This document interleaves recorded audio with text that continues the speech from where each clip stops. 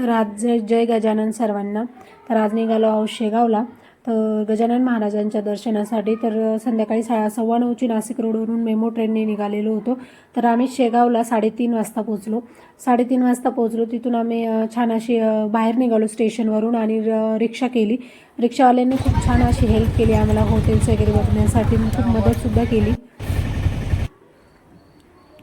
त्यांनी आम्हाला 2-4 हॉटेल वगैरे फिरवली। त्यानंतर एका ठिकाणी आम्हाला रूम वगैरे केली आम्ही। तिथे आम्ही 2 तास आराम केला। त्यानंतर तिथेच गरम पाणी वगैरे देतात, ते तिथे आंघोळ वगैरे झाली आमची। त्यानंतर निघालो आम्ही मंदिरात दर्शनासाठी। 7 वाजले होते, 7 वाजता निघालो होतो आम्ही। आणि 7 बघू शकता तुम्ही, 7 वाजले असं वाटतसुद्धा नाही, जवळजवळ 10 वाजले असतील असं वाटतंय। पण मग 7 वाजता इथली मंदिरं वगैरे सर्व झालेली होती, उघडलेली होती। त्यानंतर इथंची हेल्प पण खूप जास्त होती, कारण की आदल्या दिवशीचं प्रगट दिन झालेलं होतं, त्याच्यामुळे खूप जास्त लोकसुद्धा आलेले असतील। काही लोक वापस गेले असतील, काही इथे असतील, त्याच्यामुळे खूप जास्त पब्लिक होती सकाळी सकाळी सुद्धा। तरी मंदिरात त्यानंतर आम्ही मध्ये गेलो, चेकिंग वगैरे करतात, बाहेर चेकिंग वगैरे केली बॅगची आणि मग मंदिराच्या परिसरात आलो। मग तिथं या बाजूला मंदिराचा प्रवेशद्वार आहे, इथून मंदिरात जाता येतं आपल्याला।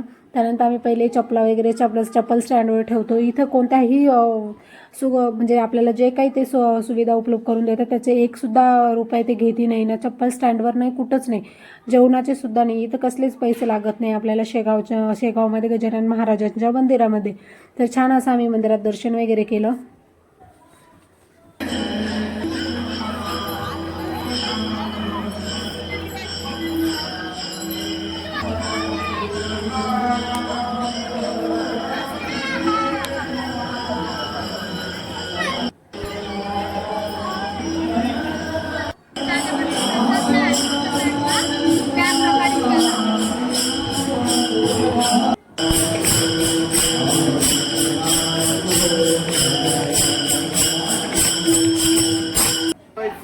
त्यानंतर मस्त भक्तिमय वातावरणामध्ये आम्हाला कीर्तन वगैरे भेटलं। प्रथमेशला तिखट लागलेलं होतं, आम्ही गेलो होतो शेगाव कचोरी खायला। छान अशी इतकी भारी टेस्ट होती ना, शेगावला गेलं कचोरी खाल्लीच पाहिजे।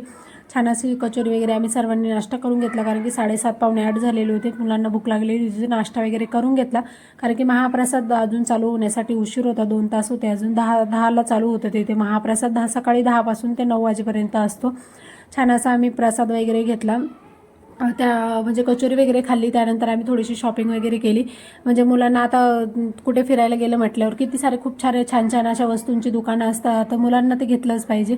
आणि मुलं ते घेतल्याशिवाय येणार सुद्धा नाही घरी, असं असतं। तर मग त्यांना हवं ते घेतलं आहे। मग प्रथमेशने कॅमेरा वगैरे घेतला, मुलींनी त्यांना कडे वगैरे घेतलेले आहे।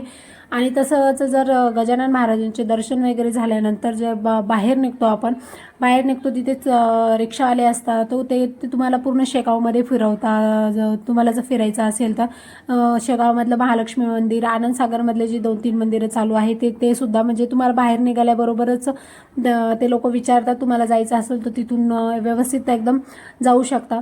तर आम्ही छान असं मंदिराच्या बाहेरच थोडंसं फिरलो, व्यवस्थित कचोरी वगैरे खाल्ली, छान असे वस्तू वगैरे घेतल्या। आणि त्यानंतर पुन्हा आम्ही मंदिरात येऊन बसलो, मंदिराच्या परिसरात येऊन बसलो। त्यानंतर कारण की महाप्रसादाला टाईम असल्यामुळे आणि इथली स्वच्छता वगैरे बघून ते इतकं भारी वाटत होतं, म्हणजे उठायचं मन नव्हतं करत तिथून। त्यानंतर मग महाप्रसाद चालू झालेला होता, तुम्ही बघू शकता गर्दी वगैरे किती आहे। जवळजवळ महाप्रसाद देण्यासाठी इथे 2 ते 3 मंजिलची इथं बिल्डिंग आहे। असं पूर्ण हॉल वगैरे व्यवस्थित भरलेले असतात, छान असे। तिथं तुम्हाला जेवणाची सुविधा होत नाही, एकदम भारी असं जेवण भेटतं। छान असा आम्ही प्रसाद खाल्ला, मस्त अशी प्रसादामध्ये शिरा होता, डाळ भात आणि बटाट्याची भाजी होती, पोळ्या होत्या। छान असा आम्ही प्रसाद वगैरे घेतला आणि मग निघालो आम्ही परतीच्या प्रवासासाठी। ट्रेनने छान निघालेलो होतो व्यवस्थित, ट्रेन वेळेवर सुद्धा भेटली होती आम्हाला, सर्व दर्शन वगैरे करून छान अशी ट्रेन भेटली। त्यानंतर ती 2 स्टेशन गेल्यावर त्या ट्रेननी छान असा आम्हाला 2 तासाचा आराम दिला। तिथे अटकली होती ट्रेन, काय माहिती काय झालं होतं। पण नंतर आम्ही घरी आलो। इतकी म्हणजे लोक असे कंटाळले होते की इतकं झालं होतं। तर आज आमचं असं झालं, गजानन